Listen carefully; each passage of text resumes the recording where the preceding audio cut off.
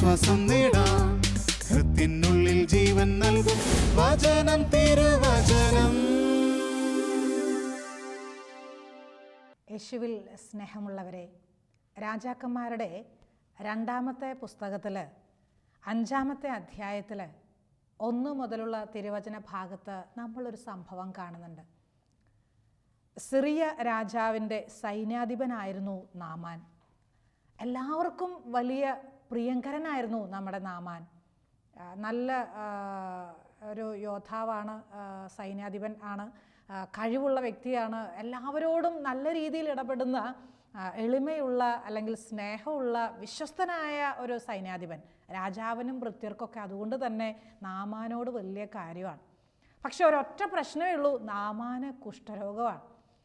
അപ്പോൾ ഈ കുഷ്ഠരോഗത്തിൽ നിന്ന് ചികിത്സയൊക്കെ തേടിയിട്ടുണ്ടാവും തീർച്ചയായിട്ടും. ഒരുപാട് പരിശ്രമിച്ചു സൗഖ്യത്തിന് വേണ്ടിയിട്ട്, പക്ഷേ ലഭിച്ചിട്ടില്ല സൗഖ്യം.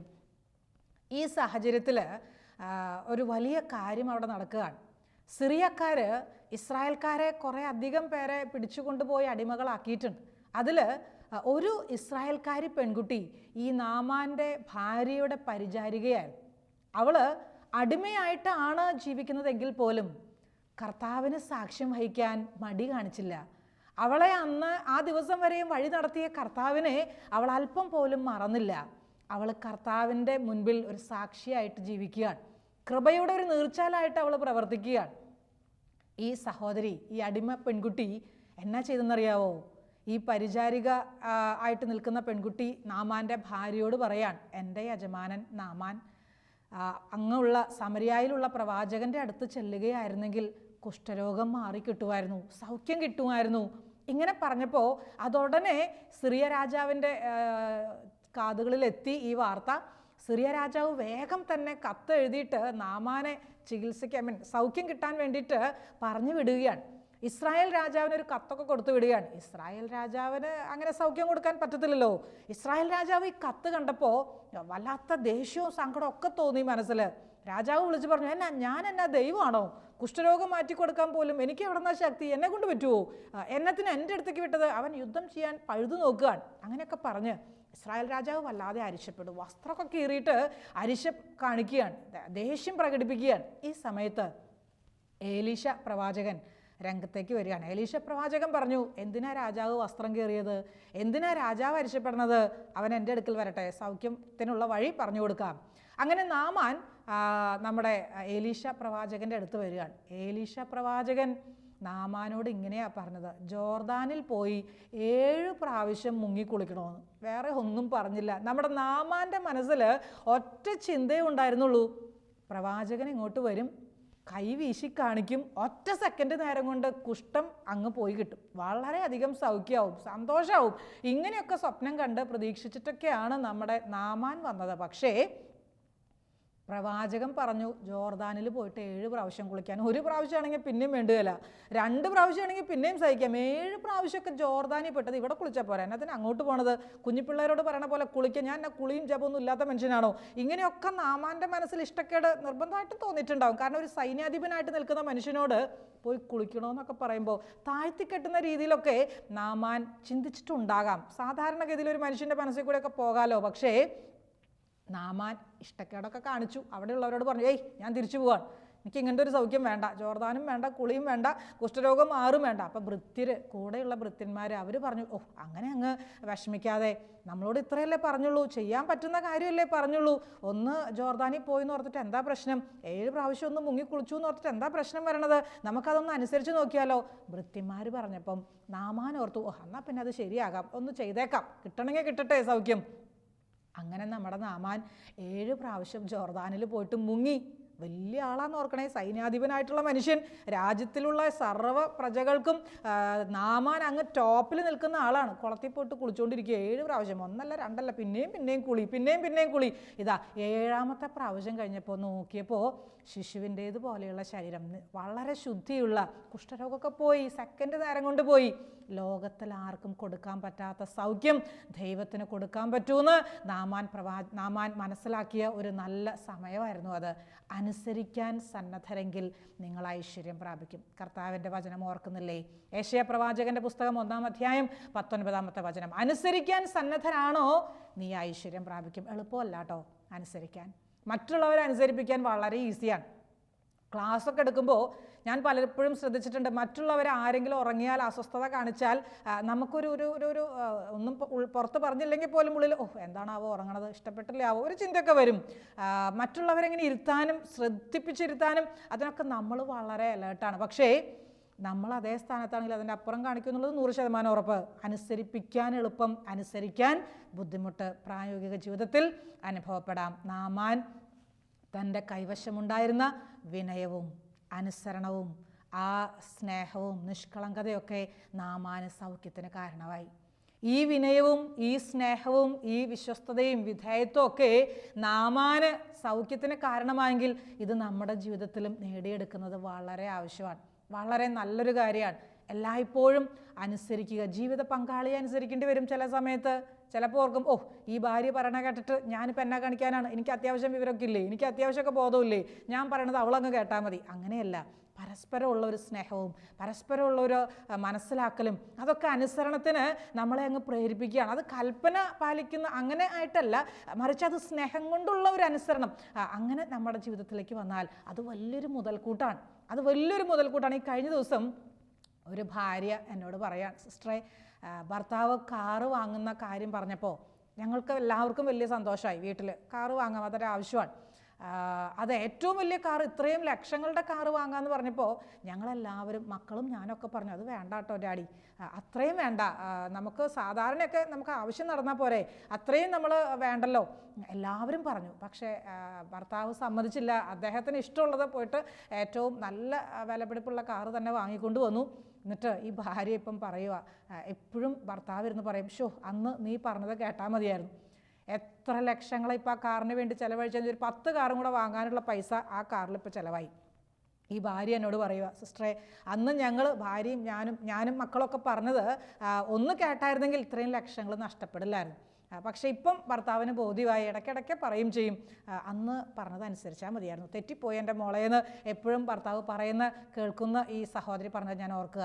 ചിലപ്പോഴൊക്കെ ഭർത്താവ് പറയണത് ഭാര്യയ്ക്ക് കേൾക്കാനൊരു ബുദ്ധിമുട്ട്, മക്കൾ പറയണത് മാതാപിതാക്കൾക്കൊന്ന് കേൾക്കാൻ വിഷമം, അധികാരികൾ പറയണത് കീഴിലുള്ളവർക്കൊന്ന് അനുസരിക്കാൻ ബുദ്ധിമുട്ട്, ഇതൊക്കെ നമുക്ക് എല്ലാ ദിവസവും നമ്മൾ ഫേസ് ചെയ്യുന്ന കാര്യങ്ങളാണ്. പക്ഷേ ദൈവത്തിൻ്റെ സ്വരം എന്ന് മനസ്സിലാക്കി നമ്മളൊന്ന് വിധേയപ്പെടാൻ, ഒന്ന് അനുസരിക്കാൻ വിട്ടുകൊടുത്താലോ അതിൻ്റെ ഫലം വളരെ വലുതാണ്. ഇത് ദൈവത്തിൻ്റെ സ്വരം എന്ന് തിരിച്ചറിയാൻ പറ്റണം. അങ്ങനെ തിരിച്ചറിഞ്ഞിട്ടുള്ള അനുസരണത്തിനാണ് നമ്മൾ മുന്നോട്ട് വരുന്നതെങ്കിൽ അവിടെ അത്ഭുതങ്ങളുടെ ലോകം തന്നെ കർത്താവ് തുറന്നു തരികയാണ്.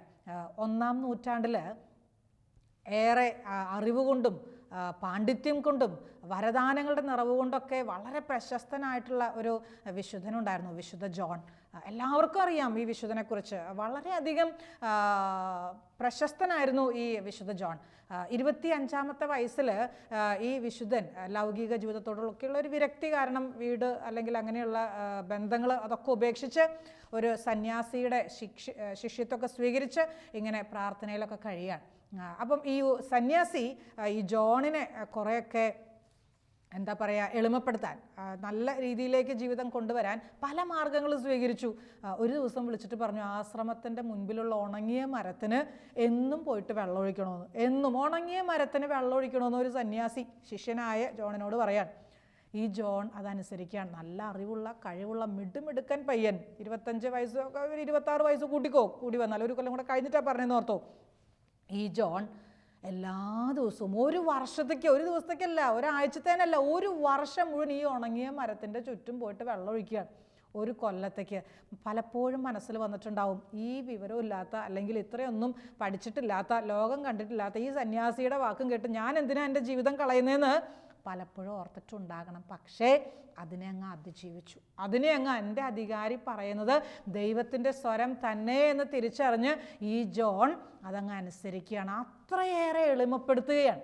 ഒരു മന്ദബുദ്ധി ചെയ്യുന്നൊരു പണി പോലെ ഈ ജോൺ തന്നെ അങ്ങ് എളിമപ്പെടുത്തുകയാണ്. 1 കൊല്ലത്തോളം വെള്ളമൊഴിച്ചു. പിന്നീട് നമ്മൾ ചരിത്രം വായിച്ചു നോക്കിയാൽ അറിയാം, ഈ വിശുദ്ധ ജോൺ വലിയ പണ്ഡിതനായിട്ട് മാറി, ഒരുപാട് വരദാനങ്ങളുള്ള മനുഷ്യനായിട്ട് മാറി. ഏത് രോഗി എത്ര മാരകമായിട്ടുള്ള രോഗാവസ്ഥയിൽ ഈ ജോണിൻ്റെ അടുത്ത് വന്നാലും ഒന്ന് തലയിൽ കൈവച്ച് പ്രാർത്ഥിച്ചാൽ മതി, വലിയ രോഗശാന്തിയായി. ഒരുപാട് അത്ഭുതങ്ങൾ, ഒരുപാട് അടയാളങ്ങൾ ഈ ജോണിൻ്റെ ജീവിതത്തിൽ കർത്താവ് പ്രവർത്തിക്കാൻ ഇടവരുത്തുകയാണ്. അപ്പം അങ്ങനെ ഒരു അനുസരണത്തിലൂടെ എളിമപ്പെടുത്താൻ തന്നെ വിട്ടുകൊടുത്ത അനുഭവത്തിലൂടെ നമ്മുടെ ജോൺ വിശുദ്ധ പദവിയിലേക്ക് ഉയർത്തപ്പെടുകയാണ്. എളുപ്പമല്ല കേട്ടോ, അനുസരിക്കുക എന്നൊക്കെ പറഞ്ഞാൽ ഒട്ടും എളുപ്പമല്ല.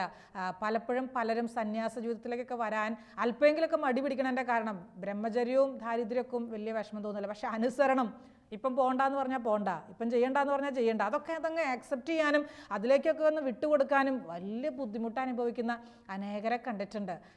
അഹത്തെ നിഹനിക്കാൻ കഴിയുന്നവർക്കേ അനുസരിക്കാൻ പറ്റുള്ളൂ. എൻ്റെ ഈഗോ, എൻ്റെ ബോധ്യം അല്ലെങ്കിൽ എൻ്റെ ചിന്തകൾ, എൻ്റേതായിട്ടുള്ള ശൈലികളൊക്കെ അങ്ങ് മാറ്റി വയ്ക്കാൻ കഴിയുന്നവർക്കേ അനുസരിക്കാൻ പറ്റുള്ളൂ. അനുസരിക്കാതിരിക്കാൻ സാധ്യതയുള്ളപ്പോഴും അനുസരിക്കുന്നതാണ് യഥാർത്ഥത്തിലുള്ള അനുസരണം. എനിക്ക് അനുസരിക്കാതെ നടക്കാം, പക്ഷെ ഞാൻ അനുസരിക്കുകയാണ്.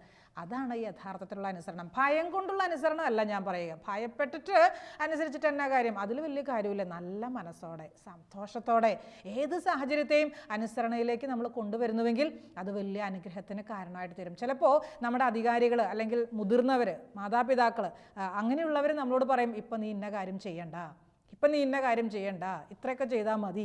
ഇങ്ങനെ പറയുമ്പോൾ ഇതൊരു ആത്മീയ കാര്യമല്ലേ? ഞാൻ ഇങ്ങനെ ചെയ്തു എന്ന് പറഞ്ഞിട്ട് എന്താ പ്രശ്നം? ആർക്കും നഷ്ടമില്ലാത്ത കാര്യം, ഇതെന്തിനാ ഇങ്ങനെ പറയുന്നത്? ഞാനിത് ചെയ്തേ പറ്റൂ. അങ്ങനെ എടുത്തു ചാടി ആത്മീയ കാര്യമല്ലേ എന്ന് പറഞ്ഞ് അനുസരിക്കാതെ ധിക്കാരത്തോടെ പ്രവർത്തിച്ചാൽ കൃപ ചോർന്നു പോകാൻ സാധ്യതയുണ്ട്.